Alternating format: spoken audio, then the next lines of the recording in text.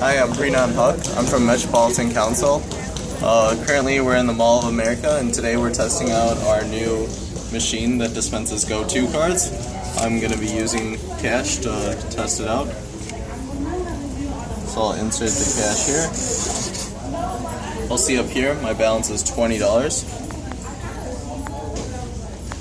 Then I have the option to choose the Go-To card. So I'll press the button,